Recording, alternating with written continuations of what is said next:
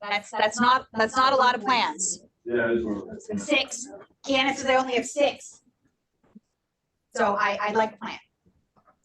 I'd like a plan. Hope is not a strategy.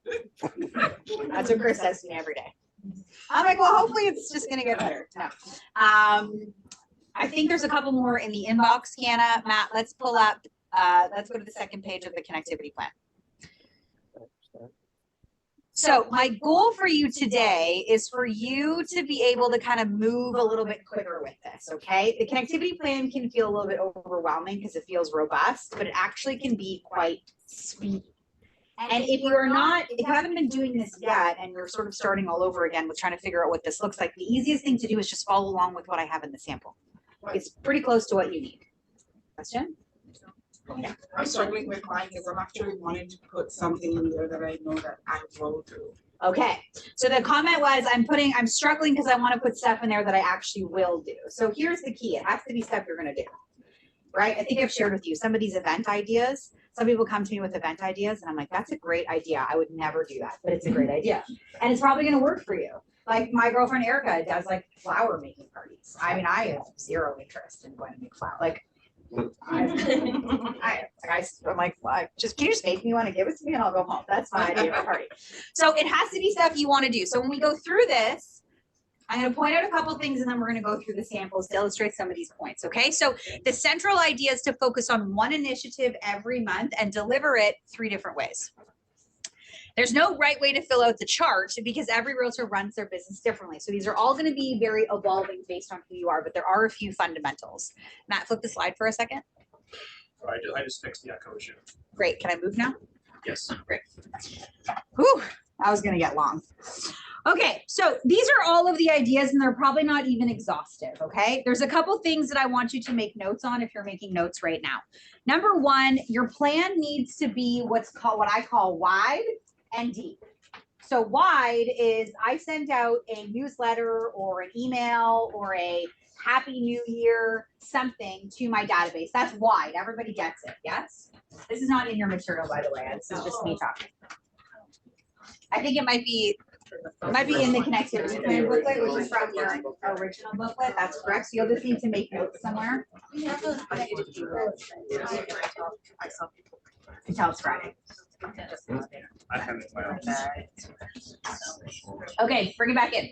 So wide is to everybody. Deep is I have a conversation with somebody in my database and I call to wish them a happy birthday, or they put something on Facebook, like their child did something that I'm going to congratulate them, or something's happened where I go deep. I go one-to-one with that relationship. Your connectivity plan has to have both of those things. So if you come to me when we look at some of these samples and for 6 months in a row, you're sending out a newsletter or you're, sending out market updates, or it's all just this approach of sending everything to everybody, but there's no deepness, you're not going to get growth in your plan. Does that make sense? Yeah. Question. I'm just curious how other people have strategized this. For myself, I got on Instagram, I got phone contacts, whatever, but I realized I don't have their emails. So it seems like newsletters become in this plan to me, like obviously, like, well, I'm not going to send an email to 5 people's emails that I have, right? So like, how do you go about doing that? Is it just like a, hey, can I update your info type text? Or? Yeah. So the question was, how do I get people's info? So definitely you can do, hey, can I get your info? You can also send them something, right? So when we get to February in the connectivity plan, that's home show tickets. You can send the home show tickets by email. So you could send a DM on Instagram and say, hey, I send out complimentary home show tickets to people I'm connected to. I'd love to send you a pair. What's the best email I can send them to? Sometimes it's good to try to pull like that. But again, you're going to have to kind of go one by one. In the beginning, when you're building your database, this is part of the painful process of having to do it, right? Because you're trying to gather everyone's info all at the same time. I don't think that you have to send out newsletters. There's a lot of discussion right now, and a lot of thought leaders in our industry are having this conversation, though, of you don't own Instagram. You don't own Facebook. No one. So if those platforms go somewhere or you lose your account, so there is a lot of conversation right now around the fact that email marketing is going to be the next thing that everyone's going to kind of get back into. So collecting emails is a worthwhile exercise. You don't have to send newsletters, but you're gonna wanna get that information somehow, okay? So wide and deep on the connectivity plan. The second thing I want you to think about is that your plan has to have varied content from the fun stuff, I'll call it, to the real estate stuff. You cannot be a real estate talking head. Your whole plan can't be market updates and learning events and seminars and pre-construction and you cannot be a talking head realtor where that's all you talk about. People want to know who you are. They want to connect with you as a person. And so in a very good plan, you should have 1 month of very real estate focused content and then 1 month of the fun stuff, I'll call it. The micro events, the pop-bys, the macro events, the, you know, running an Instagram contest, something that's less real estate that shows you and your personality. That's the idea behind the varying of your content, okay? So flip slide, Matt.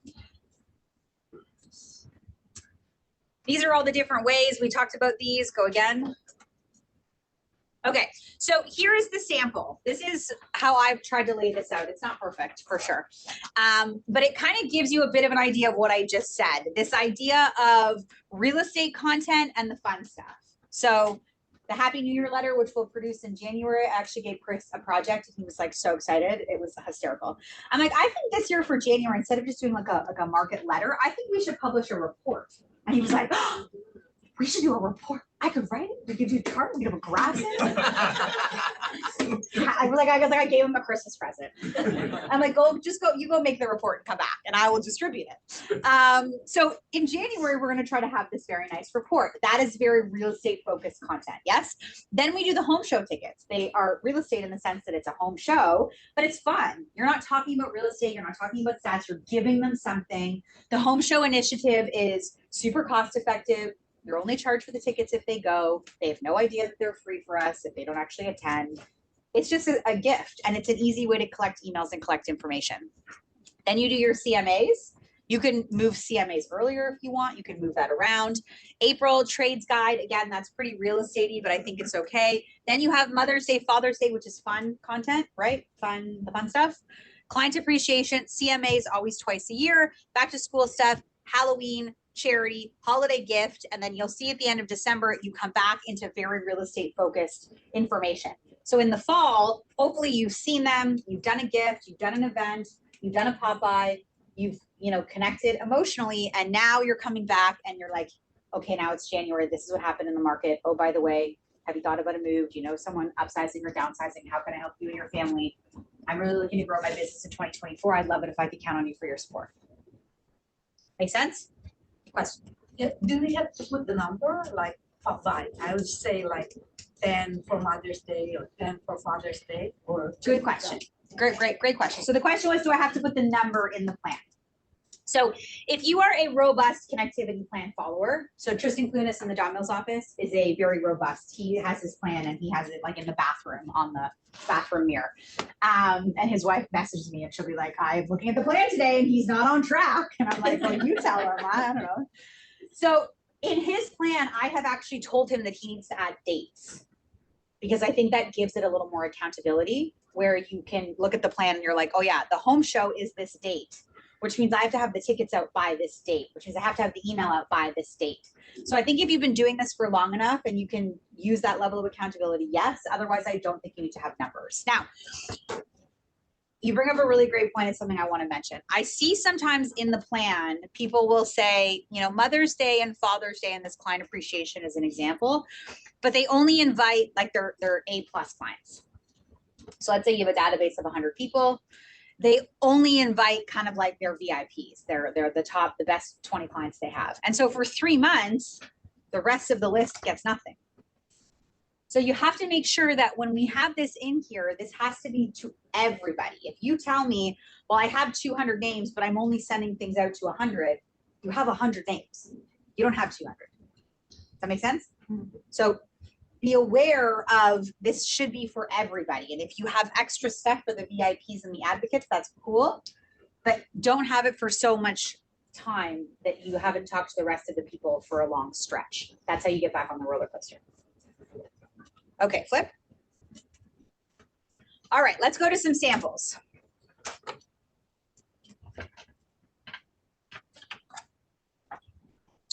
Take your time.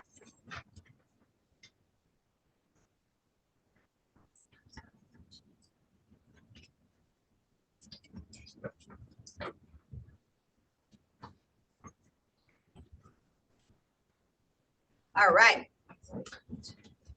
Okay, whoever's plan this is, would you like to identify yourself if you're in the room or on Zoom?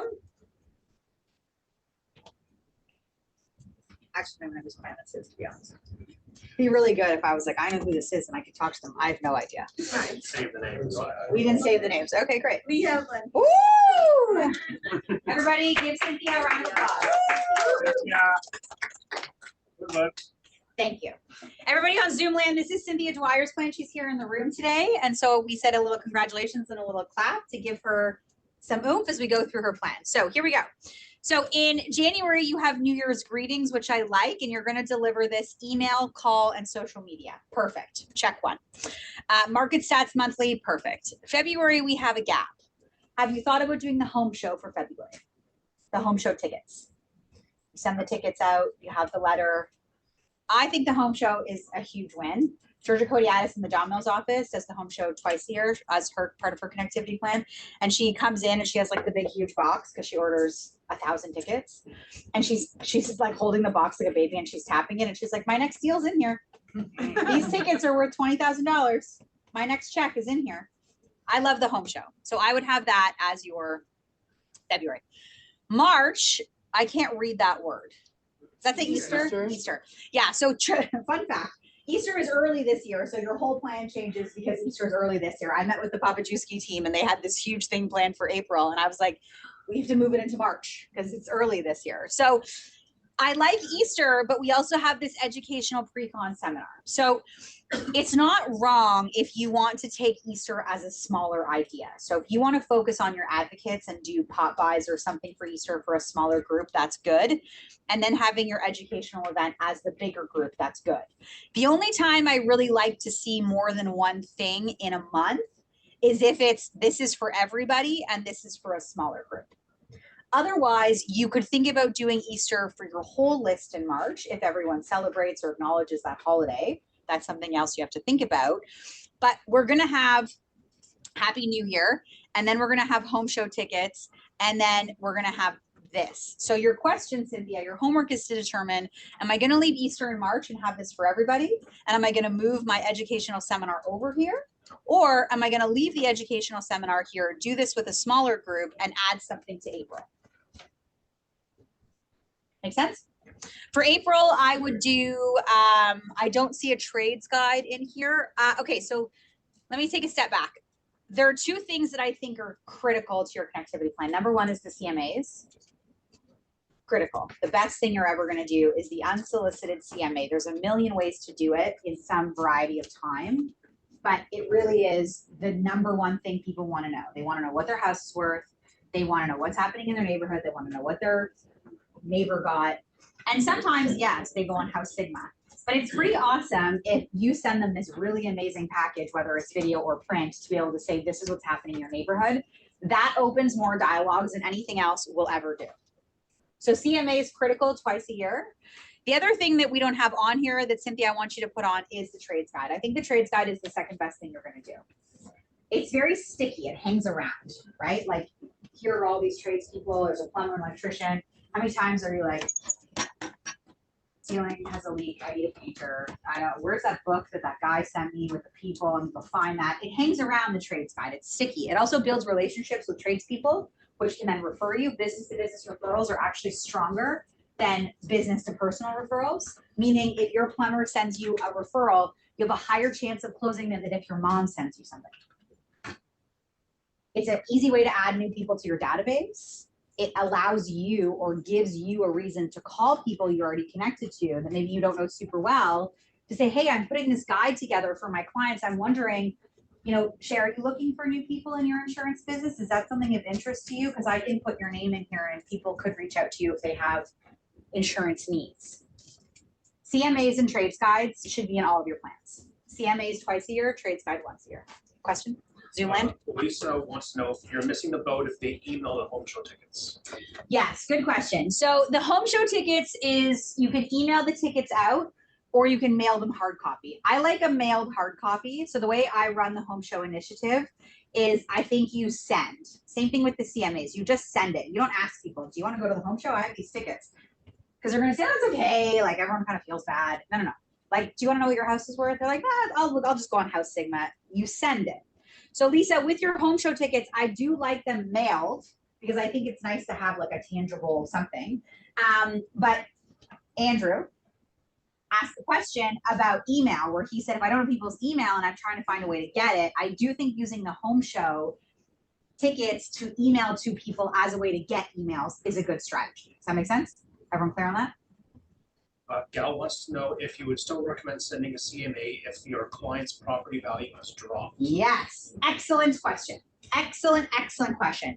Would you still send a CMA if your client's property value has dropped? You hit send and then you close your eyes and you run and hope they don't answer it or respond to you. Yes, listen, I have said this 300 times in the last couple weeks. Realtors are not responsible for the market. Yes. We do not cause prices. The Bank of Canada did not call Chris Lightham. I mean, they should have, but they didn't. We are not responsible for the fact that the market is very different now than it was when those people bought. And I know it's awkward for us because we do feel responsible and we love our people and we're like, what's it needs? And I give them bad advice, blah, blah. But the reality is you didn't give them bad advice. You gave them great advice and they made a decision they're going to be very happy with long-term. So Gal, yes, you are going to do a CMA. And what you're going to do is you're going to cushion it and it's going to sound something like this. Emmanuel, I thought you might want to know what's happening in your neighborhood recently. I've been enclosed some sales down below you can have a look at. You will see that these are a little bit less than what you guys paid. And I'm sure you might be a little bit worried. You might be thinking, are we going to be okay? Did we overpay for this house? This is the reality where we are right now. And then you're going to put a chart in the video or printed in your material. And the chart is either going to be a 40-year chart or it's going to be the 2017 chart where you can see the bubbles and they go up and then they come way down and then they kind of bubble along and then they go up. The graph over time goes up and to the right. So right now it might not be as up to the right as we would like, but by the time you're going to sell that house, this part of what we're going through is going to be over. Just like it has happened every other time in the last 40 years that we've been studying this trend. So Gal, I don't think you sleep on it. I think you get ahead of it. I think you're positive. I think you acknowledge what it is going on and you offer them the ability to reach out if they're worried or scared or they have questions. Is it more of talking people off the ledge at that point? Should I talk about the properties that have enclosed or should it just be like, hey? No, I think it's really more of like a, hey, here's what's going on. They may not care. Like, I mean, I think about myself. I'm not moving right now. So I see a sign go up and I'm like, oh, I should look at that. I'm just curious. I should see what it's like. But Sure. It doesn't really matter to me right now because it's not relevant. So if you were to send me a CMA and spend 10 minutes going through comparables, I'm not a seller right now anyway. So it's sort of a waste of your time, right? These CMAs, you need to think it like you're trying to dangle a bit of a carrot, right? Yeah. Where you're providing the information, but you're also waiting for somebody to say, oh, wait a minute. Can you explain to me why this one did this? That's when you know, oh, wait a minute. They might be thinking about doing something. But if you send it to them and they don't say anything to you, it's because they're not moving. And that's okay. We know where to spend our time. And to that point, what I do I've been doing the video CMAs, and I usually just do like quick screen grabs of like the properties, and then I'll just say, hey, if you want to take a deeper dive, let me know, and I'll send you the actual listing, right? Yeah. To get that. Yeah. Pro tip, Zoomland. If you didn't hear that, Anna Maria said that she screenshots the properties, but then says in the video, if you want to see these, if you want the full listing for these, let me know and I'll send it to you. And again, that opens the dialogue, right? How do you feel about if you don't know where somebody lives? So if I have people that I know live in Mississauga, but I have no idea in what part of Mississauga they live, of just sending like a general GTA market update. Totally fine. Totally fine. You could even cover Mississauga, right? You could use the, when Chris does the stats and we have that one slide for just Mississauga, you could cover that. What you could do too is just have the tickets, you say, hey, I'm gonna take the tickets. can you do Caitlin? this? Yeah, Yeah, I I know know. large database. How do you? This is a Hollywood problem. We have Like when you have a very large database. No, I just I'm asked teasing. because we're having this issue right now too, like we're planning a flag party and it's like, we're limited the number of people we Yes. can have. And it's like, okay, who do you invite? So with the CMA, that's another issue, but with the CMA, like, we have a database of like 550 people. Yes. And 550 people that we've legitimately done business with. Yeah. So it's like, we can't not send to Yes. some people. So how do you get out a CMA twice a year to 550 people? This is a Hollywood problem.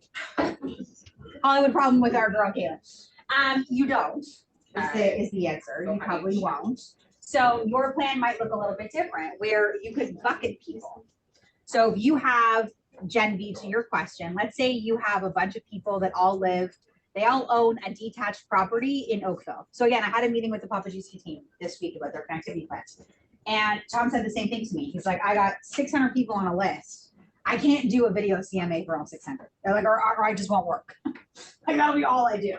So I said, well, do you have buckets of people? And we identified buckets in his list. So if you have 25 people that own a detached house in Oakville, then you can do this is what's been happening right now in the detached market in Oakville. If you want more specific information on your street, let me know, respond to this, and I'll get you a more detailed update. Okay. And maybe that's how it looks like for now. Okay. Your other option is out of 550, you probably, lovingly, probably need to spend a bit of time and categorizing those, right? So we may be running a connectivity plan where you have a plan for everybody, but then you might have 100 or 150 deep, tight advocate style. And so that plan would then look a little bit different. Okay? Yeah, that makes sense. Question. So I personally think CMAs are not applicable to me, but I want to confirm Oh. my understanding just so that I know I'm thinking I straight. need to sit down. Now, Shay just said, for those of you on Zoom land, Shay said CMAs don't apply to him. So we're gonna, that's what I think, but I don't okay, know if let's it's right. unpack So that. I've been in the business for a little over 2 years, right? So Yeah. roughly I've serviced about 30 people who've bought with me, Okay. right? Some sold as well, but roughly 30 is the number. So now they've bought in the last 2 years, Yeah. given the market Yes. we're in right now. Yep. I know for a fact that most of them, like 90% of them, will not be looking to sell. That's Maybe okay. 100. That's okay. Do I still send out CMAs? Yes. Okay. This is a great question. And So what's the Shay, value then? so Shay's question is, I've been in the business for 2 years. I have about 30 people that I've had buy properties, and I know they're not moving anytime soon and they're not going to be sellers. So why does the CMA really apply to them? Remember, they don't have to be selling. You're giving them the value of knowing what's happening in their neighborhood. But That's could the that be basis. Done through a market report instead. No, because again, you heard Caitlin ask. Caitlin said, we've got 550 people. How do we do that? I talked to Tom. Tom's like, Sam, I can't do an individual video. I can't hold up my phone. I know the way you do it. I can't. Let's make it look different. The market update, remember at the beginning, I said, go wide and go deep, right? The market update. Okay. The market update is a wide, right? It's a general conversation to everyone that you're having about the market. The video CMA is my face on a screen holding up my phone that says, hi, Shay. And you're like, oh, that's me. What is this? And I'm like, hey, Shay, I know you've been in your house for 2 years and I know you guys have no plans on selling, but I thought you might want to know what's been happening in your neighborhood lately. In case you're concerned or worried, kind of like I did with Gal, where I went over sort of the dialogue and the script.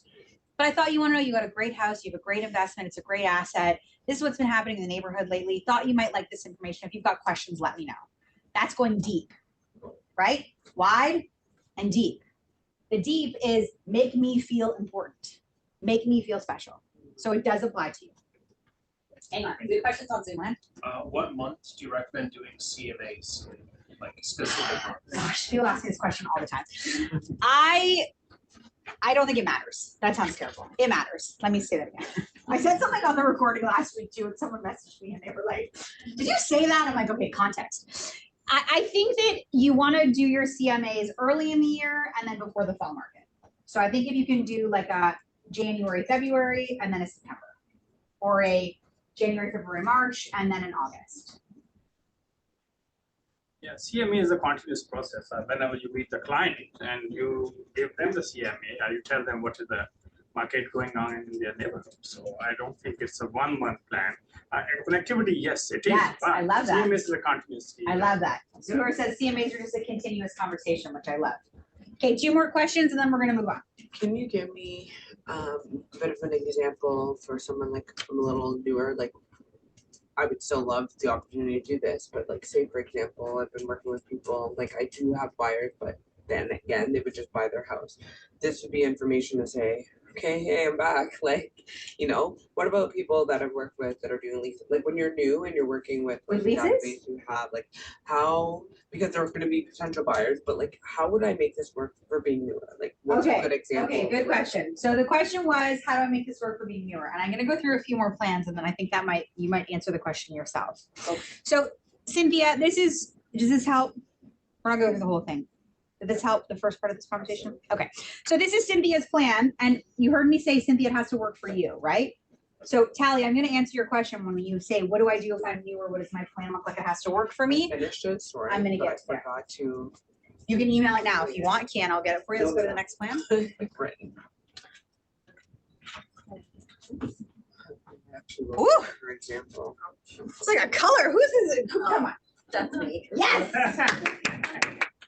Excel. Yes. Okay. Round of applause, Zoom land. This is Anna Maria Bismontes. Anna Maria is not a stranger to connectivity planning. Let's go through it. So this is where I can tell how old I am because I'm squinting to see the text. It's okay. My eye doctor was like, yeah, I think you need glasses. And I was like, okay, so I don't need glasses. She's like, that's not what I said. I said, I think you need glasses. January, Happy New Year. Perfect. Home show tickets. February, mini video CMAs, trades guide. May, social media contest, Mother's Day gift basket. So I like that. That really is 2. So we don't quite have 3, but close enough. Ice cream truck in Lloyd Park Manor. Okay, is this a community-based event? Yes. I wanted Okay. to try something that was just to get into the. Yep, I love that. So how many of you are farming? How many of you have a geographic farm? So if you're farming, just because you're gonna love me even more today, if you're farming a neighborhood, you need a connectivity plan for your farm. So Annette, you and I had met with Demetrios and we had kind of gone through what this would look like from a farming perspective. So there's nothing wrong with this living here, Anna Maria, but I just want you to think about the fact that if this is not going out to clients, then it really, you will have a gap. And I don't think it's the end of the world. But if this is a community event that your clients aren't going to be a part of, or they're not maybe going to have contacts or be interested in, then this would really kind of live on a farming connectivity plan. And this would be gapping, which is fine because you have this movie night box. Tell us what this is. What's a movie night box? So I got this from one of our signature live ideas. And I did this actually, this one last year. I forget which agent's idea it was. So it's literally just grabbing some popcorn, like Dollarama sells these like little makeshift like popcorn boxes. Yep. You put it all in a nice little bag. And it's just like a nice pop by just to say, hey, with having something that's not too expensive to just say, Love that. hey, how's Okay. summer going, blah, blah, blah. Love that. So this is a pop by. Okay, great. Mini CMAs in August. Perfect. Educational seminar September. Pumpkin pie patch pickup. Tell me about this. Okay, so I was gonna do this year, but then I changed it after seeing Tristan's, because I always did the pies, so I've done that for 2-3 years. So I was gonna do this pumpkin patch pickup. I think it was Georgia's idea last year. So because I moved into this new neighborhood, I thought, oh, I'll get one of those, I'll just buy a whole bunch of pumpkins, have it on my driveway and have, again, the community kind of come and. Okay, I love that. And so I didn't do that this year, so I put it back on. Okay, love that. Then you got a micro event in November, and then in December you're doing gingerbread drop off and calendars and Christmas cards. Perfect. Okay, so this is very, very, very well done. Excellent, excellent work. Let me just look at a couple things with you, okay? So remember, think about wide and deep. Are we doing enough wide and enough deep? What does everyone think? So from a deep perspective, what I want you to kind of focus in on is this component of the phone calls, because there is a lot here for everybody, but we want to make sure we're getting in front of people as much as we can. Your back part of your fall is a lot of fun stuff, which is great. and I'm okay with it, but I just want to make sure that because you have a lot of fun stuff, when you get either back to January or when you are in September, in August, September, I want to make sure you're very clear with people that you're looking to grow your business. So everyone listening needs to have a way to say to their clients, I am looking for more business. And you have to say it in a way that makes you feel good. You don't have to say, oh, by the way, I'm never too busy. Those of you that are like OG Buffini followers. You don't have to say it like that if you don't want it because it makes you uncomfortable. But everyone has to have a way to say, I am looking for new business. I'm looking for new clients. I'm trying to grow my business. I'm trying to help more families. Whatever language that works for you, you need to have a way to say it. Because when you're going through this, when Anna Maria is dropping off the movie night box and people go, this is amazing. She's going to say, I'm so glad. Hey, listen, do me a favor. If you ever hear of anyone thinking about buying or selling real estate, I'd love it if you keep me in mind. That's it. Simple. Maybe you don't like those words. I don't care. Pick different words. But as you go through this, you're going to hear people. They're going to say to you, I've never had anyone do this for this was so amazing. Thank you. And then you're going to say, you're very welcome. Hey, listen, this is all I ask. If you're out somewhere and someone's talking to you about real estate, I know everyone knows a realtor. But if you think I could help someone that you know, I'd love it if you keep me in mind. That's it. So I am okay with this back part being mostly fun stuff, but I just really want to make sure that the non-fun stuff, you're going clear enough with people that you are looking to grow your business. We are all looking to grow our business in 2024. Dave was wondering if you could elaborate on your video mini CMA is. David, I'll do that offline, okay? Yeah, it's literally, it's a copy of Sam's. When you're doing these events, so you pick a month and you're gonna do an event. That's the month that you're actually Correct. hosting. Yes. Not the previous months that you're preparing to get to do that. Okay, good question. Good question. David McLean, the mini video CMA is in the portal. If you go into the portal and you search CMA, I have a video content in there on how to make a video CMA. So the question was, if I am doing an event, should the event show up in the month? Yes, and it can also be 2 months. So again, Jen V is a longtime connectivity plan user, and so her plan's a little more detailed. For your plan, for your gala in May, I would say you might be doing April and May as gala. So I don't have to have something specific the month before, just focus on. Correct. Correct. Okay, Anna Maria, well done. Let's go to the next one, Matt. Before we move on, can you talk specifically with the farming? Having a connectivity plan for your farm? Yeah. So if you're going to be doing stuff, oh boy, whose is this? I'm not. Wow. They do it. Oh, I know who this is. I know who this is. Yes, you do. I know who this is. And if you're on Zoom, you can say hello. And if you don't want to say hello, that's okay. But we have talked about this. You have too much stuff on your connectivity plan. Okay. What was the question? Farming. Thank you. Farming. So if you're in a farm neighborhood, you can't just send out flyers. I mean, you can just send out flyers, but if you just send out flyers to a neighborhood, it's going to take you 10 years to become the area expert. So you have to have other stuff that you're doing in the neighborhood. And so the farm connectivity plan is community events. It's things like going into the school. It's the school fun fair that you're going to sponsor. So you kind of want to have that laid out on a plan so you know what's coming. Is it following the same sort of principle? No. Okay. Good question. It doesn't follow the exact same principle. You don't have to have one thing a month if you're farming. Oh, that's my kid's school. Oh, hang on a second. Let's not ignore the call. No, that's fine. I get like 2 calls a week. They're like, no, nothing to worry about. Emma fell and bumped her head. I'm like, do you have to call me every time? Like, is she bleeding? She's fine. Like, give her some ice and send her back to class. You don't need to call me. It doesn't have to follow the same principle, but it should be an awareness from you that you have enough stuff every month or every couple months that you are not just relying on your flyers. Okay, this connectivity plan from the person who I'm not sure if they're on Zoom. There's a lot of stuff on this plan, yeah? So this individual is an experienced agent who has been in the business a long time. And I'm not gonna go too detailed into this, but I'm gonna give you a high level understanding of our conversation. So number one, the social media has to be consistent with a social media content plan. Meaning you should, if you're going on your social and you're really gonna be doing stuff, it should either be what you're covering that month, or you should have a plan every month that you know what you're gonna talk about.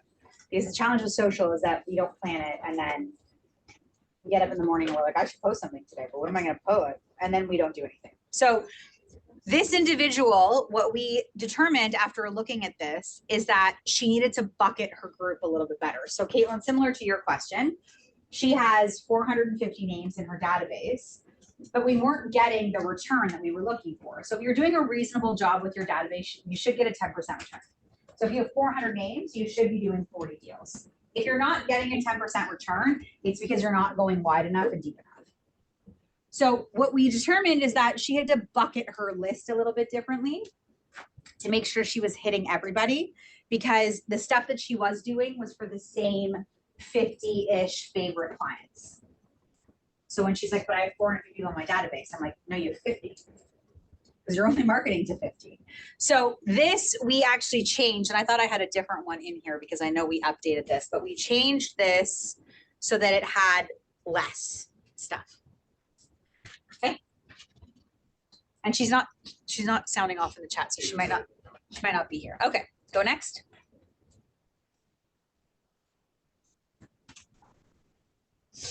Okay, anyone want to be brave? Is the person who put this plan together here, and do they want to say hi? Okay. Zoomland? Nothing. Okay. So under calls, birthdays. I like a birthday call. That's good. Under January, we have a Happy New Year email and a Happy New Year social media. So we're missing a third component to Happy New Year. Under February, we have mail for CMA, which is great, but we also need that in probably email and a follow-up call to make sure people got it. On social media, you have Valentine's Day, that's totally fine. March is blank, so March I would either move that CMA to March and I would do February home show tickets, or I would do some kind of educational seminar. Talia, I'm gonna go back to your question here, okay? So Talia asked the question earlier, how do I create a plan if I'm new or I'm trying to get started? So number one, you follow the basics as I've laid them out. So CMAs twice a year, No, not the plan. trades and Sorry. services. Like CMAs, like how can I like the idea of the CMAs, but if I'm newer and my clients are a little, like, even though I know them. They don't own property. Yeah, if they don't, or like they're not quite there, or like, you know, like how do I do this? Yes. That it applies? So for yourself, maybe CMAs isn't exactly the right fit. So Shay, I said that was never going to be the case, but now I'm giving Talia the out, not you. So I'm eating my words here. Talia, maybe for you, you're not doing CMA. Maybe you're doing first-time homebuyer seminar, or how to get into the real estate market. What if I focus? So for example, I live in a condo. I still do like CMAs and I see the value. What if I did like a dear neighbor letter? That's what I was thinking and generating, and just say, so you know what's happening in not this building. only what's happening, but I live here as well. Yes. So remember that's why. That's why. But then it becomes more narrow as I start getting responses, and I can That is personalize it correct. to those people. Yep, exactly. But for you, for your demographic, for anyone that's newer in the business, that's of a certain age, I'm not going to name a number of age, but of a certain age is newer in the business, things like the first time homebuyer seminar, how to get into the market, or those of you that have been in the business a little bit longer that have clients and now have kids that are getting to the point that they're going to start getting into the real estate market. That's when you can start marketing to the kids. Having the parents come on the call, have the kids come on the call too. The parents are probably going to fund some of that savings, right? They're probably going to give the kids some money to get into the market. So you bring them all on the call and talk about real estate right now, buying your first property. But it's still be valuable to do a CMA for those renters, because their next step hopefully would be, so use the CMA for their building. Similar unit that you're living in, and take somebody else's mortgage. Is going for X. Yes. And then that leveraged into the first time buyer. Love that. So Andrew said you could do the CMAs for renters. So if you have clients that are renting in a building, you could say, I thought you might want to know, this is what is selling in this building if you were to buy something. And I'm also having a first-time homebuyer seminar to talk about how to get into the market, and maybe that you'd like to join me on there. Okay. Are you doing an event this fall, Mr. Walker? January? Yes. It's booked, but I haven't decided. A curling event. Okay, so everyone, this is Mr. Andrew Walker. Maybe the nicest man you'll ever meet in this business. Andrew does this fabulous event for his clients because he curls. So this is a really good example of something that speaks to him and works for him. I've never curled in my life. I went to your first event 10 years ago, I think. And I think I curled for maybe the first time, maybe the second, but it was very early. And I love that event for you because I think it speaks to you. I think it speaks to your people. It's a community in the sense that you can include other people that maybe aren't on your database and aren't on your list. I think it's fairly cost effective. It's not, you know, a movie event that's $10,000 or $12,000. Curling and pizza. So I think that that is a perfect example of something that once you nail those logistics, that lives on your plan and it gets repeated.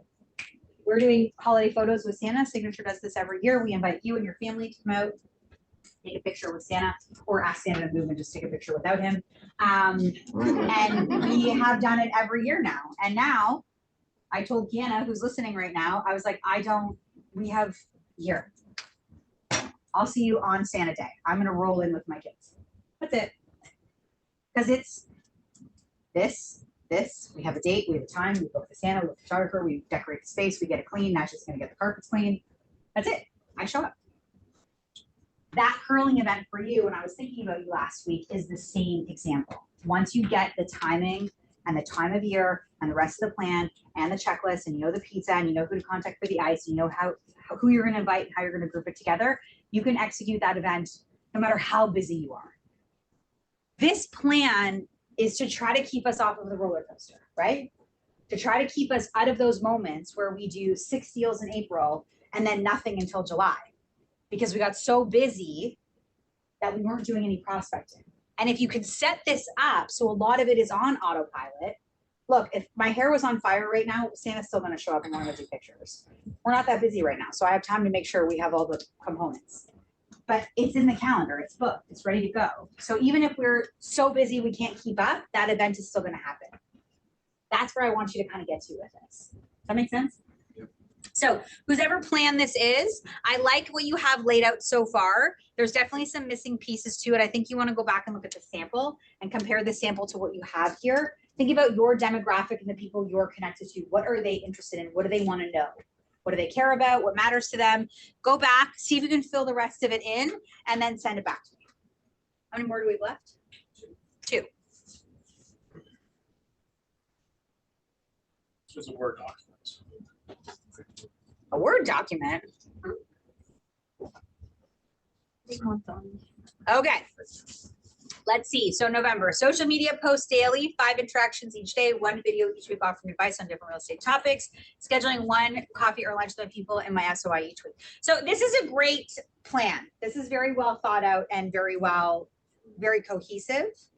I do think that we want to have, so for example, in December here, in December, I can see Christmas charity event, which I think is great. So if you're going to do a Christmas charity event, I would put all of your weight behind that. So maybe instead of doing 1 coffee or lunch each week, maybe you make those phone calls so you can get people coming to the charity event. You sort of want to move in a momentum-based manner, meaning like the thing you're focusing on becomes your thing, and that sort of gets you going, gets you moving, gets you making the calls, gets you doing all of the things, as opposed to like, well, I'm going to do the charity event, but I'm also going to do this, but I'm also going to do a video, but try to have the one thing be the piece you're doing. The rest of this, like 1 video each week offering advice on different real estate topics, I love that. That would go on your content plan, but maybe your video is going to be about your Christmas charity. And maybe it's a series where it's a video every week for 4 weeks explaining this is what I'm doing and why I'm doing it, so that everything's kind of working together in the same fashion. Does that make sense? Okay. Same thing with January. I don't see one thing. I see a bunch of things, but I want one thing. So maybe January, you're going to do a Happy New Year letter or this report that Chris is going to make for us. And so maybe that becomes your thing for January. Okay, next one, Matt.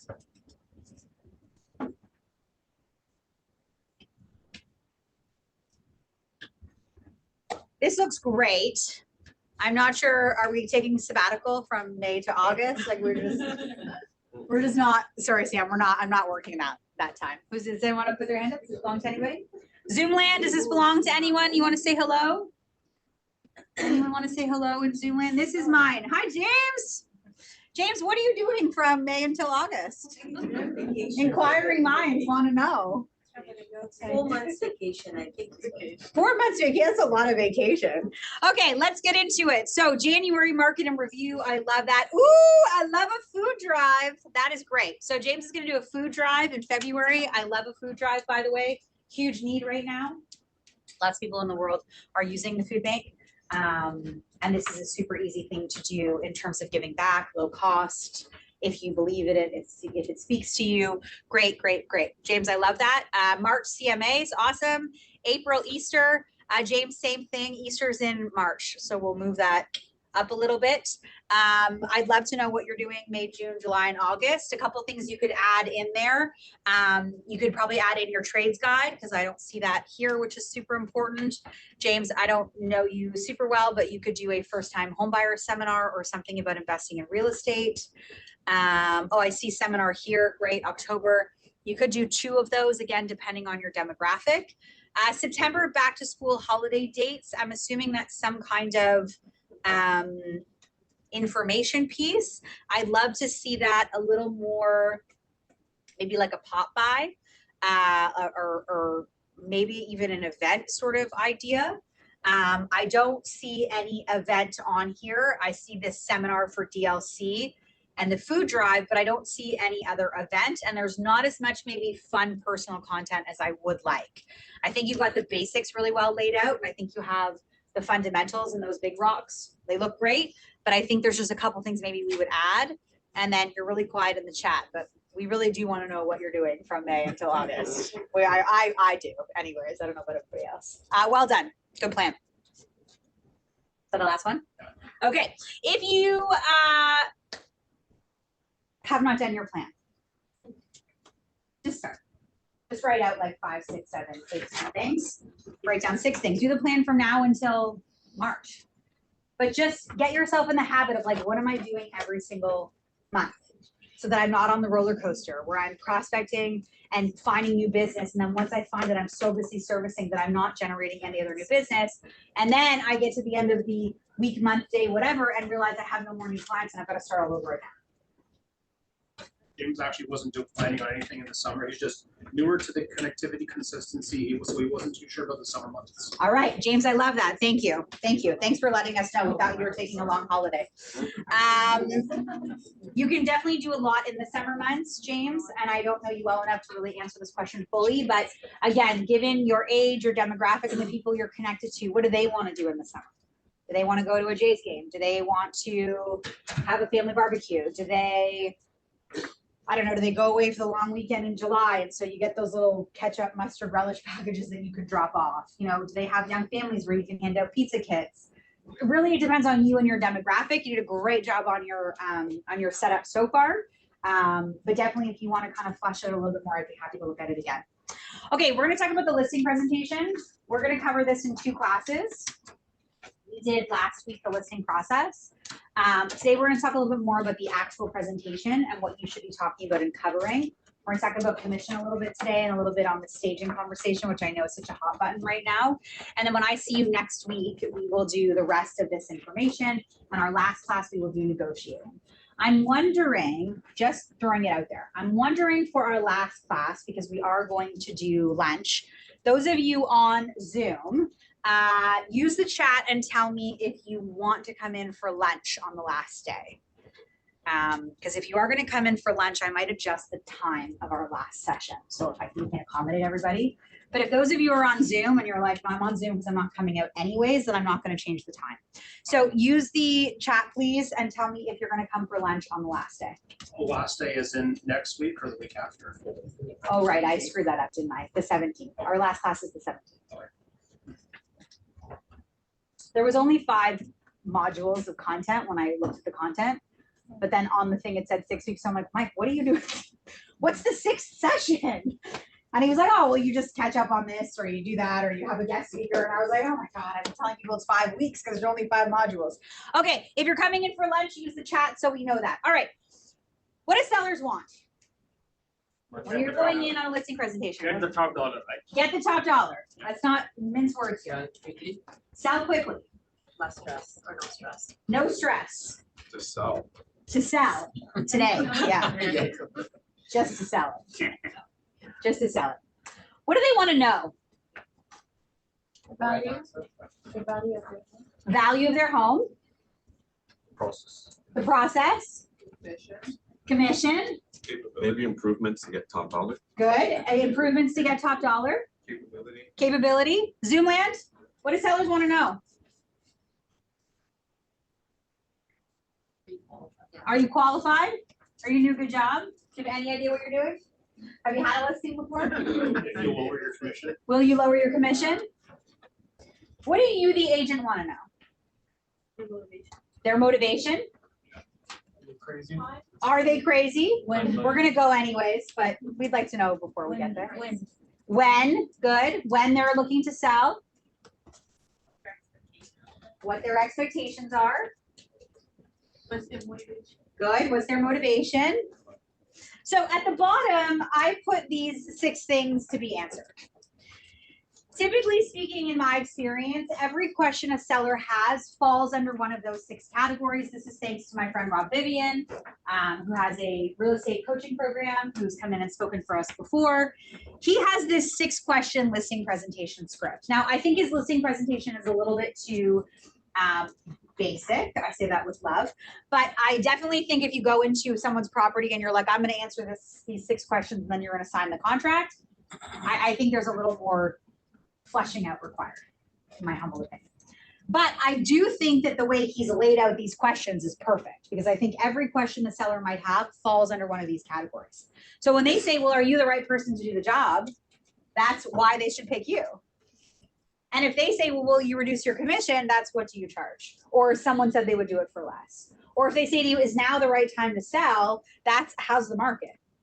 So everything they could possibly want to know is involved in these 6 questions. And so from a setup perspective, if you're newer and you're trying to think in your head, how am I going to set up the listing presentation, which I'll show you the editable document in a minute, you want to think about, I just have to answer these 6 questions.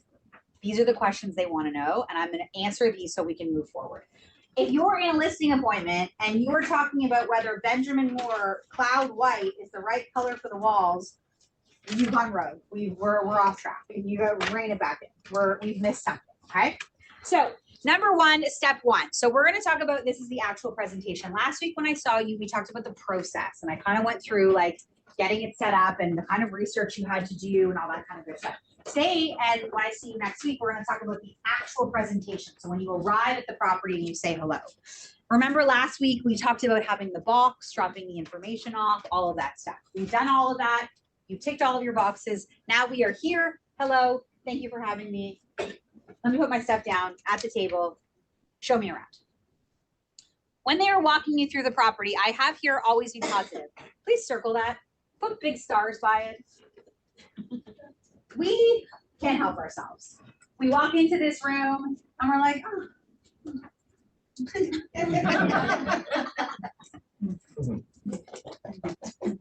I have had people say to me, I did not hire you because I thought it was going to be too much work to sell my house. Because we walk into the house and we see a product and they see their home. In fact, they don't even see this stuff anymore because they've lived there for 15 years. So being positive when you go through the property is so important. Your job on the listing presentation is not to launch into the 55 million things they're going to have to do before you sell it. Your job is to assess the property, build rapport, get them to like you, and get the contract signed. Don't worry about all of the other stuff that's going through your brain when you're walking through the home. Your job is to smile and be super positive. This is a great house. I love what you've done here. I love this paint color. I love that window. This is great. Did you do this yourself? That's your whole job. That's it. In your brain, you're like, why is there a coffee stain on this? But you don't say that out loud. You just think it. So always be positive, super critical. have a top agent from Don Mills who shall remain nameless because most of you are not going to know who it is. He lost a listing last year because he went into the property for the listing presentation and he's like, I don't know what happened to my brain. I was thinking I was there for the staging consult. And so I just kept telling them all the things they had to do. And they called me a month later and they were like, we don't want to work with you. You don't even like our house. Always be positive. Number two, you're going to go back and you're going to review those qualification questions. Remember last week we talked about the consult you have on the phone where you ask them what they think the house is worth and what work they've done to it and all that kind of stuff. You're going to review that. You walk through the property, you come back, you sit down at the table, and you're going to review that document. Typically speaking, what happens is you have the discussion with one person if you're dealing with two sellers. And so Brian and I have a conversation on the phone. I ask for all of the questions in the little booklet, which I didn't bring with me. And then when I sit down at the table, I say, okay, I pull out my booklet with all of my stuff. And I say, thank you so much for taking this time to talk to me on the phone. I just want to go through what we talked about. You guys are thinking you want to downsize, you want to be moved by, September. You're thinking you're going to sell first. And then her partner says, wait, what? I don't want to sell first. What if we sell and we can't find the house that we want? What if we can't get back to the same school district? I think we should buy first. And then you're like, okay, so we're not on the same page. Great. So it allows you this opportunity to see the dynamic between the two people you're talking to figure out how aligned they are and figure out how strong that motivation is and allow you to assess how you're going to move forward when we get to this conversation about staging. Okay. So then you're going to go through the actual presentation, which we're going to look at in a minute. And you're going to answer the 6 questions. So why you? You're going to use stats if you're experienced. How many of you have been in the business longer than 5 years? Hands higher. Okay, so if you've been in the business longer than 5 years, you're going to use your own personal stats. If you've been in the business less than 5 years, you're going to use the brokerage stats that are currently in the presentation, which talk about our negotiating capability, how long our properties sit on the market for. Okay, if you haven't had a lot of listings, you also may want to use brokerage stats. But if you have enough experience and you've had enough listings, you're going to talk about you as an individual. Then, What is enough? enough. I would say you probably need to have had between 5 and 10 listings every year.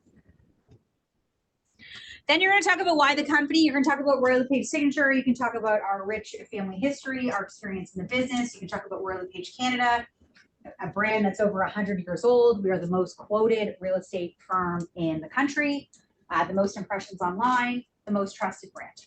Then you're going to talk about how's the market, and you're going to use the stats and the graphs and the charts. Jennifer Johnson wants to know how often you should update your stats. Once a year. I would update your stats once a year. My blow dryer stopped working this morning halfway through me blow drying my hair. And now my hair is like coming out in chunks, which You wouldn't do them before every listing. no. My personal stats, Yeah. I would not read them before every listing. Okay. Because remember, when you're looking at your stats and you're comparing stats, you have to use the same time period. So unless you're going to recreate your stats for that teeny little pocket every single time you're going on an appointment, your stats are typically going to be from the year before. Mine are a combination of my career. It's not for the year. Okay. I say I sell, on average, I'm selling 114% of list sale price, 0. And are you saying that's for the length of the time of my career? I'm saying that's my career. These are my career numbers. And I bring it up because I see you're likely meeting or being influenced by social media people who are telling you to ask me these questions, and that's why I've reported it. Meanwhile, I'm listing a property at $599, knowing it's going to sell at $900. So, okay, I don't hate that. Okay, I think it's fine. this is as like track record. Yes, these are your personal stats. So if you had 10 listings and you sold every single listing, that's a great thing to talk about, right? So if you right now only 44% of listings are actually selling on Trev. If you sell 100%, that's a great stat to talk about. It could be 100% of 2, but that's okay. It's still 100%. Okay. Then we're going to talk about the market itself. And so you're going to use your graphs and your charts. And you'll see this micro market report. So can you see this on the screen? And it's in your material. So when Chris originally made this chart, he had it as those different time periods, and then he had all the different areas, right? You've all seen that on Signature Live when you do the stats. So by the way, you want to be on Tuesday's call when he does stats. I think there's going to be a lot of information there you want to be able to talk about as we get into holiday season. You're out at parties, you're out talking to people, they're gonna say, how's the market? You wanna have something smart to say, and you wanna tell them something maybe you didn't already know. And so being on staff's meetings between now and the end of the year, critically important, and urbanation. So if we look at this micro market chart, I actually just took the one section and created the graph for the one section. I think the way that Chris has it, it's too. It says July 24.12 per month of supply. Oh, that's a typo. That's a typo. So then we're going to do what is my house worth and how to do an effective CMA. So this is going to be a bit of a conversation. And again, we're not going to get through all of the material today. In today's market, how are we doing CMAs? What time frame are you using? Zoomland, use the chat. What's recent? Less than 30. So I think your CMA data right now for your listing presentation is 30 to 60 days. I don't think it's older than that. Now, it doesn't mean you shouldn't be aware of what was taking place in September or in August or in July. But if you say to me, well, I priced the property and this sale happened in July, largely irrelevant. Good to know, still largely irrelevant. So when we're talking about data right now, pricing right now is really important. When we are operating in a market that is not going up every month, our pricing won't catch the market.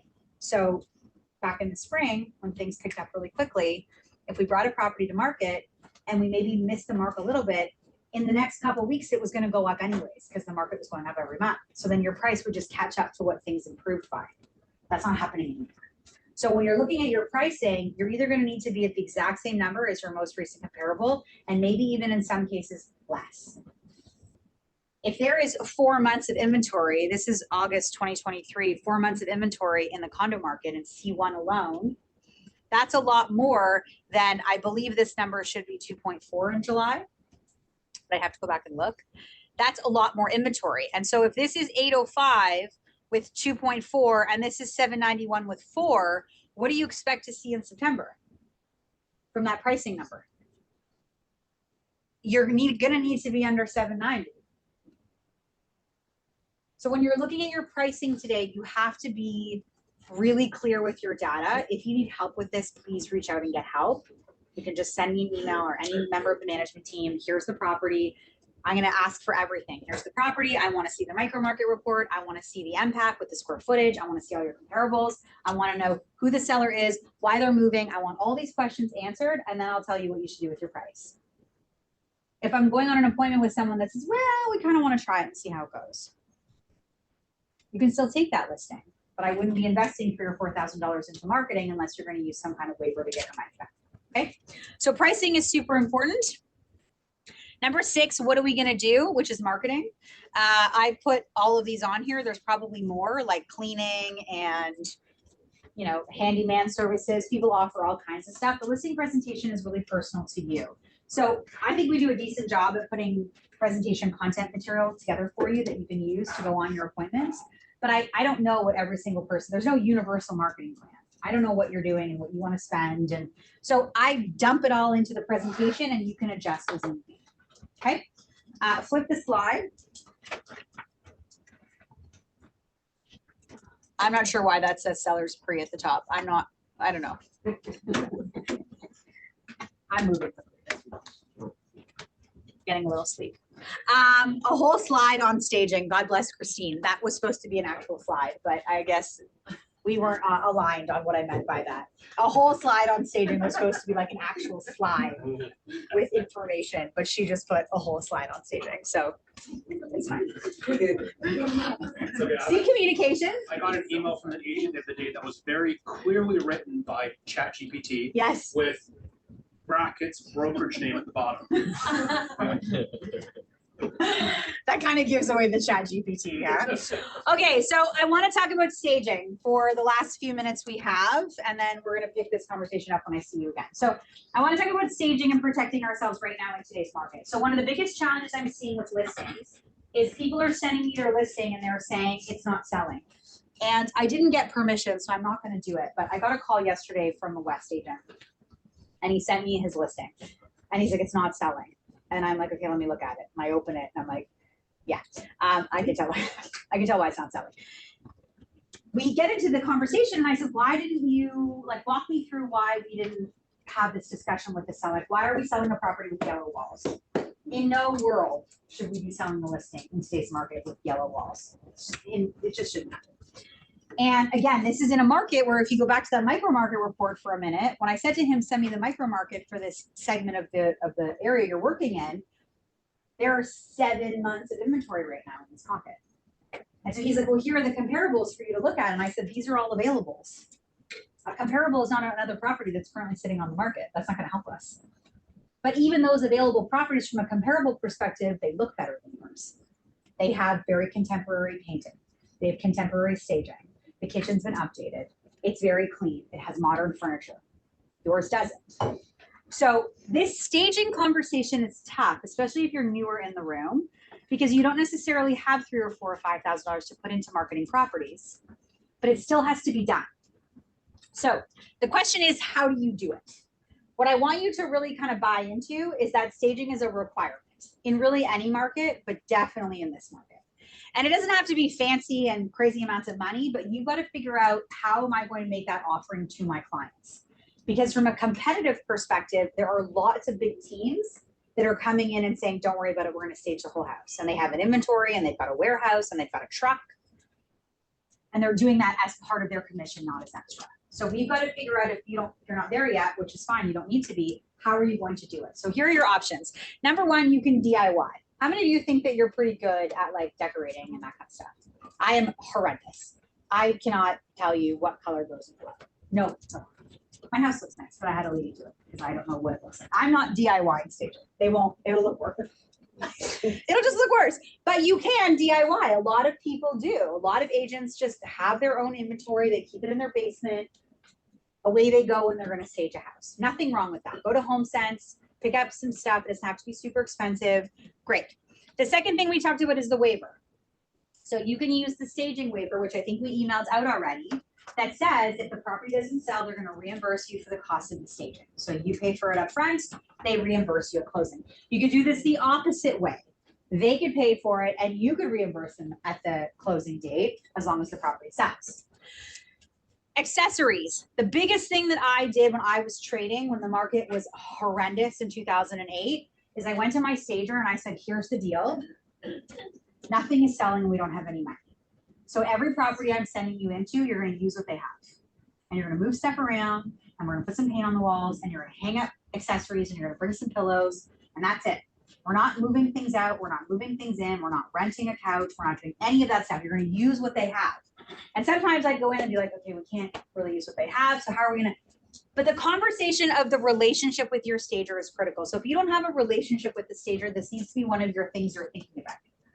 Because when you have a relationship with the stager, you can say, look, I'm going to bring you into this house, but this is the budget. It's $1,500. That's it.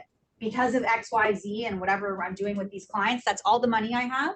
So I want you to come in and look at the house and tell me what we can do for $1,500. And then maybe you're at, the end of the monthly rental term. You have a good relationship with your stager. You can say, we've got a conditional offer and they just asked us for an extension for 5 more days. Can I just pay for 5 extra days for the stuff I have from you instead of a whole extra month? So the relationship piece is critical. Lynn Marie Robinson in the John Mills office has been on Signature Live before. She's a very successful agent, been in the business 30 years, super professional, very sharp, farms the neighborhood. She said to me at the beginning of this year, she went to all of her tradespeople, the guy who does the floors, the painter, the stager. Back in COVID, when money was cheap to borrow, these tradespeople wouldn't even call you back. They were also freaking busy. Well, now they're not busy. No one's renovating their house. No one's taking out home equity lines of credit with rates the way they are. So she went to them and she said, look, I still want to work with you, but I got to sharpen up my budget a little bit. So what does that look like for you? And every single one of them came down in price or offered something else. Her stager now is offering her 6-week terms instead of 4 weeks for the same price. So this is not really going anywhere, and it's important for you folks in the room to listen to what I'm saying to you, because I go through this at minimum once or twice a week, where somebody sends me a listing and they're like, it's not selling and I don't know what's wrong. And I'm like, I can tell right away. And if you don't have the funds to do it yourself, it has to be a conversation with your seller because you're not doing them any favors. You can't sell a house the way it looks when people live in it. and that's not my opinion or your opinion, nor my fault or your fault. That's thanks to HGTV and the lady with her husband that does the Magnolia thing. It's their fault, really. It's not ours. But this is a big thing right now. And I see it all the time when I'm looking at listings. So I want you to think about this as homework, okay? I want you to think about how am I offering staging in my business? How am I gonna be able to make that something where I can really have properties that look good, they're gonna attract buyers? Because if you're competing with 10 other listings, which this agent is, and yours looks the worst, we're not going anywhere. I've got a case study. Give us a case study. So I have a beautiful listing potentially coming up, nothing signed yet. Best lot in the When I neighborhood. looked at with the black and gold, Telling you? with the mortgage Yeah. broker. Yes. So, she still wants a little bit more than I think it's worth. I assessed it max 2.1, but average selling price in the neighborhood is 1.6. Whoa. It's done beautifully. It's got a pie-shaped lot with an overflow hot tub into the pool, like beautiful. Okay, and it's bigger. The average is about 35 or 4,200 square feet. So I can justify the extra cost, but I said if you want to sell it now, it's 195. Yes. Okay. So I was just going to mention that. So thank you for saying that. If we go back to pricing for a minute, I also want you to think about this idea, and you and I had this conversation of the psychology behind pricing. Because if the client wants 2.1 and you come out at 2.1, you really should probably be like under 2 because it just sounds better. So this agent who I was chatting with, who had this property, they had it listed at $1,035,000. I was like, why'd you pick that number? Why are you at 999? He's like, well, I mean, we want to like have room to negotiate. I'm like, but you cut out a whole segment of your market because first time buyers that have 5% down or less than 20% down can't afford over $1 million. So psychologically on pricing, you want to think about some of these numbers and the way they land. If your client's like, I really want 550, can we come out at 559? Just come out at 549. And just tell them, it's okay, let's see what happens. If it's underpriced, we're gonna know quickly because we'll get lots of activity and lots of traffic. So I definitely am very happy to hear you're gonna be under the $2 million mark. But here's the catch. Oh, there's more. I was like, okay, great, we got it at the price we Still want. wants 2.2. She's which? She still wants 2.2. But she's instructed me to list it. I for thought you said 30 she has 2 months until she's due, and I was like, she's having a baby and we're gonna try to sell the house? She No, still wants 2.2. she still wants 2.2, that's fine. So So what are you gonna do? Experienced, savvy, successful agent in advance, by the way, who's been in this situation multiple times. What are you going to do about the staging and the marketing? Walk us So through I that. had a stager go in, she gave me a quote, $4,000. $4,000. Principal rooms are done, so kitchen's done, family room's done, dining room's done, everything in this house is gorgeous except for the master. Master needs 2 side tables, so I'm like $4,000. Plus fluff, it needs. Those are expensive side tables. Can we not go to HomeSense for like Well, and then $100? it's a loft upstairs and there's lamps and side tables and coffee tables. So I've decided yesterday, I'm gonna just buy nightstands. I'm gonna buy an area rug for upstairs, keep it simple, 2 couches and an area rug is maybe like a floating lamp. And then I'm gonna buy the fluff. So, Okay.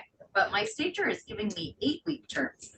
Okay, so Zoomland, Annette has a property, the seller wants 2.2, we think it might be worth 1.8, could be 1.7. And so Annette is gonna take the listing, she got the staging quote for $4,000. Now her stager is giving her an 8-week term, which is amazing, not 4 like it usually is. But Annette's decided she's gonna DIY. She's gonna go buy the tables, buy an area rug, do the thing, perfect. Because she's kind of out of range in terms of what I think is realistic pricing. Yes. So I gotta keep this stuff. If I pay the $4,000, I have to give it back after 60 days, but she has to sell. Return it. So the reality is, I'm gonna have a renewal cost every month until Yes. she comes down. Which to we don't want. reality. So see how this is, and so thank you for the case study. See how, when I said you have to figure out how to deliver it, we can't say, oh, well, she wants too much, so I'm not gonna stage it because she wants too much money, because then it's like this chicken and the egg conversation, right? Well, then it's not gonna sell because it's not staged, but we're not staging it because we don't think it's gonna sell. Well, we get. Yeah. So thank you for sharing that, because this is the way I want you thinking. You have to do something. You can't just take the listing and not stage it at an overpriced number and hope for the best, because then we're not getting anywhere. Make sense? I think it's 12:30. How would you deliver that, Sam? Deliver what? How would I tell the seller? Yeah. It's a great question. Sam would probably just walk away because you have 100 other people waiting. Cute. I actually almost took every single listing I was offered, to be honest, even like in the worst times, like in 08 when we were selling, and it was like Chris would stand in the conference room, like holding up the newspaper in our office meetings, and it was like global financial Armageddon with like a fire. And he's like, okay, so, all right, so let's call some people. And I was like, no one is going to buy a house ever. We were doing nothing. And I had a lot of condo listings, and the condo market took a total bath. And so I went to my stager and I would say, this is the budget for this property. And I would say to the seller, it is not my job to determine the price a buyer is willing to pay for your home. That's the market. If you have to sell, this is where we need to be. If you don't have to sell, take it off. And so we had people taking listings off, but we were holding them for 4 months because it was not, 2008 was not as long as this. We didn't do anything. I didn't do anything. I did my last deal end of October 2008. Lehman Brothers crashed at the end of September. The newspapers were having a heyday. I had a lot of condo listings downtown. They showing stopped completely. I had a couple sellers that had to sell. I remember I had friends of mine, they bought a house in Markham, and they were the loveliest people and they were so patient, and we had to reduce their condo by $50,000. And this was in 08. Like that was, we'd like say be like $200,000 today just to get them to get it sold. But I went to the stager and said, this is the budget and this is what you have to work with. And I went to sellers and said, if you don't have to sell today, let's not. And so I didn't do a deal from the end of October until the middle of March, which doesn't sound like a long time, but I was doing 4 deals a month. So all of a sudden we're like, oh my God, what are we doing? What are we gonna do? Like everybody was in the office because we didn't, you just were like panicked. No one knew what to do. And so I think it's fine to take listings that you're not sure are going to sell, but Annette has managed it perfectly. Because I want you to take listings that you're not sure are gonna sell, but I don't want you to drop thousands of dollars into them and get caught with that bill. But I also don't want you to take listings and not stage them and not paint them and not have these conversations with sellers that the way the product is looking right now is not going to attract a buyer. And that isn't your opinion. That's fact. You're competing with 4 months of inventory in C1. I think it's 7 now. This is August month. I I did think a it's 7. BCMA for Is it C1 7? is a little over 7. A little over 7. So if I've got 7 months of inventory, I've got to be the prettiest girl ball. It's not my opinion. So that case study that I shared with you from this agent, who by the way is a great person, and I know he's going to get the property sold, but it just kind of struck me yesterday having the dialogue with him because it made me realize that sometimes we think about it backwards, where it's like, well, I don't know if it's going to sell, so I'm not going to put the money and time and effort into it. But then it's not going to sell because you haven't put the money and the time and the effort into it. You're right. Okay, let's go in order. Maya? Seller who is 85 years old and going her way. Yes. In her ways and Yes. refuses to have you stage or willing to stage, do everything. Yeah. They just want to leave it as is. Yeah, great question. So the question is, you got an 85-year-old seller and they want to leave it as is. You leave it as is. But you leave it as is with the understanding and the discussion that now we have to use something else to stand out. So what is that something else going to be? Price. Correct. It has to be price. Right. Also an issue too. So again, these are these hard conversations, right? Where we have to, I want you to remember, critical, even write it down if you want. We do not control the market. Yes. We don't. We did not choose for Miss 85 to stay in her house now and not sell it 18 months ago when prices were going to the moon. And that's the price she set on because Of that's course. what we were sold for. Of And course. it's like, this is. Of course, classic story. So we are, it's actually maybe, it might be better that she doesn't want to stage it, but then you have to stand out in a different way. Right? Right. Niku, question? No, not question, but similar to, and then I have a case study. I have a listing right now, and we had a tenant in the unit. I've been working with this client for the last 6 months to one, get the tenant out and get it ready. So a lot of the preparation talk has been whether we sell it with the tenant, without the tenant. But consistently, I sent him what was selling and the condition it was selling in. And then I also broke it down into his responsibility and my responsibility because it's an investment unit. All of my listings, I don't pay for them. I will say I don't pay for them. So I put that responsibility directly on the Perfect. board. I am bringing this. Perfect. You're bringing this. So if you don't bring this, I obviously Yes. can't just bring this.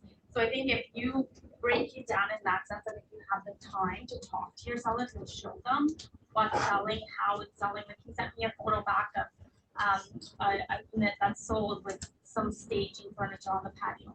He said, well, you can just put that, and I'm like, but what about the interior, right? So having those conversations over and over again. Yes, over and over again.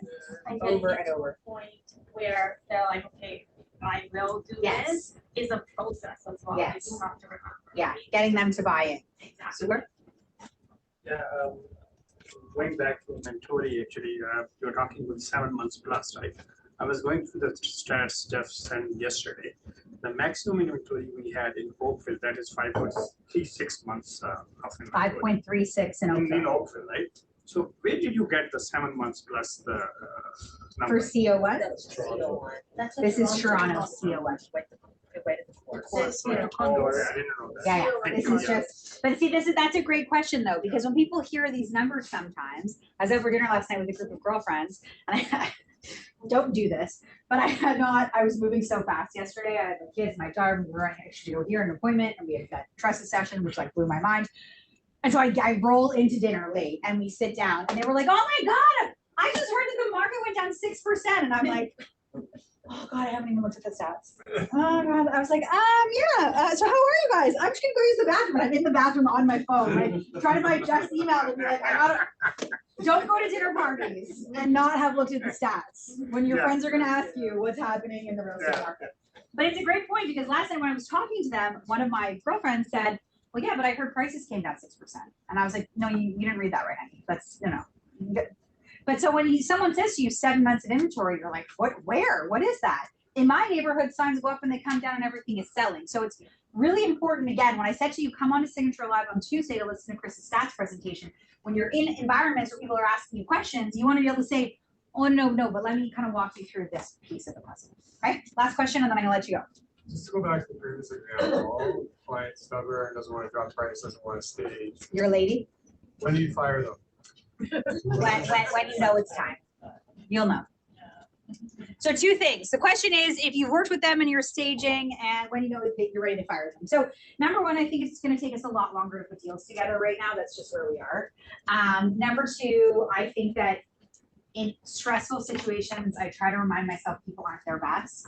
So it's hard not to take it personally, but I try to remind myself like they're going through a shitstorm and I'm just the one standing in front of them and I'm the deliverer of the information. But I also think when you hit that moment where you're like, we're at an impasse, you have what I affectionately call the come to Jesus meeting with them. And you say, look, I think it's me. I've done something wrong because we are at this point where it doesn't feel like we can move forward in an effective manner. And so I think unless we can kind of come to the conclusion that we either need to do X, Y, Z to get your property sold, otherwise, I think maybe you might need to look at hiring someone else because I think I've done what I needed to do and we just don't seem to be able to move forward, and that's okay. No hard feelings, like it's cool. And sometimes they're like, what? No, you're my person. Like, and then it gets them to kind of, and sometimes they go, you know what, yeah, maybe you're right. Maybe it's not the right time. But I think it's a conversation of, if we can't do X, Y, Z, then you take the blame and you're like, it's me. If some clearly this isn't working and it must be my fault.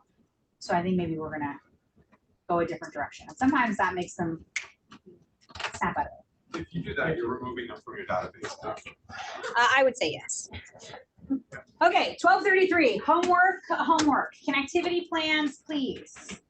I don't care if it's just 3 months or 6 months or whatever, try to get that done so you stay off of the roller coaster. Point submission, Kiana, how many people have not submitted points? Our group has John's Angels has not submitted points. Has anyone else not submitted their points from last week, not this week? A lot. A lot of people have not submitted submitted their points. Get your points in. This is an activity-based boot camp.